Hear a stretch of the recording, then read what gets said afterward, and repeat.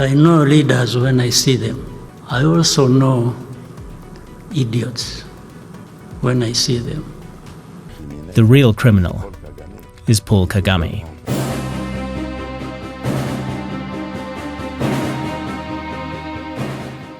President exposing a fellow president.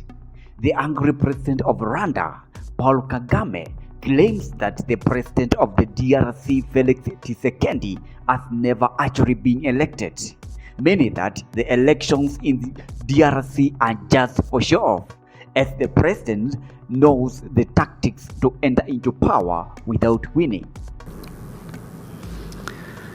So people tell us they want democracy everywhere. They encourage elections. The person who is causing problems in this situation I'm talking about between Rwanda and DRC has never, twice, been elected. And you know it. You know it. But this is why I was saying it doesn't matter evidence, it doesn't matter facts, it doesn't matter the claim. It's just what you think applies to you for that moment, for your benefit. The rest doesn't matter. This man Tshikesedi was never elected first. He didn't at all. And you know it. So I'm not telling anyone, only that you don't talk about it publicly, I'm talking about it publicly. That's the only difference. You know it. The second time, nothing happened, and you know it.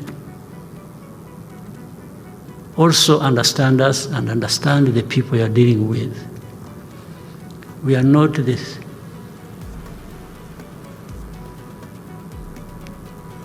Same old idiots you dealt with 50 years ago. We are not. Furious President Kagame claims that this president has been troubling Rwanda for a long time. I know leaders when I see them. I also know idiots when I see them. You can imagine the combination of both of them, the disaster it is. If you are a leader and an idiot, it's a disaster, absolute disaster. It is even worse, even more dangerous, if the very people who hold the power in their hands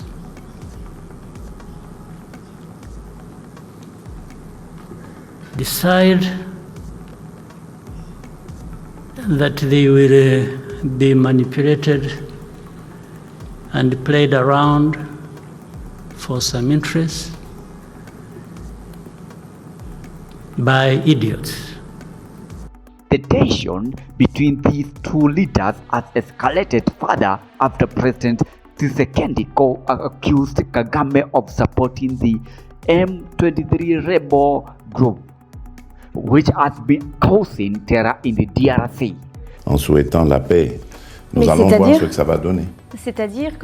Does that mean that you're still prepared, as agreed, to meet Paul Kagame? Mais j'ai toujours dit que je ne rencontrerai jamais I've always said that I'd never meet the M23. Because, as I said, it's an empty shell, fabricated to justify the aggression against my country, the DRC.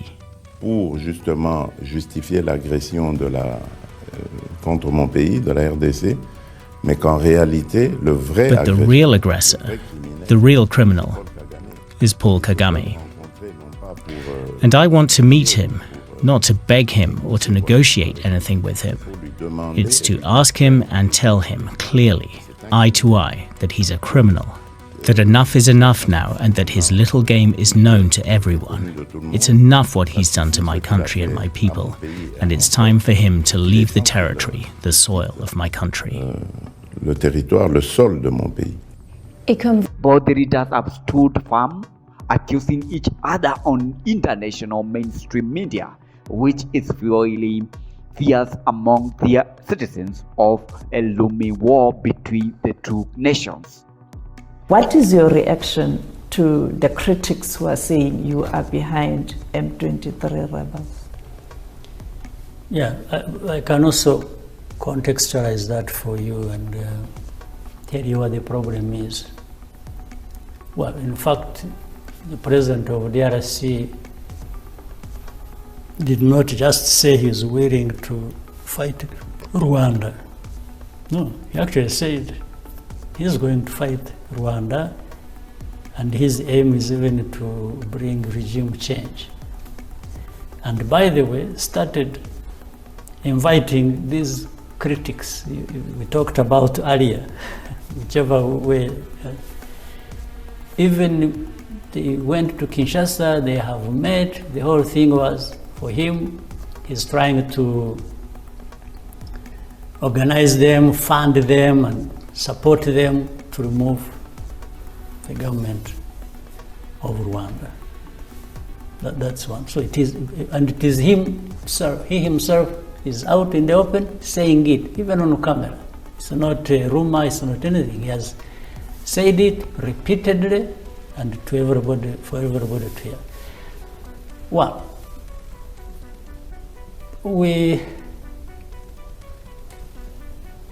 you don't want to dismiss anything, but on one hand, we want to not take it seriously.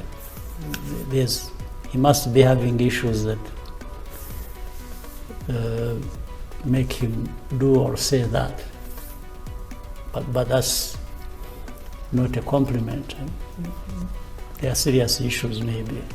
Do you think that we need presidents like these across Africa to expose fellow presidents who have been causing problems?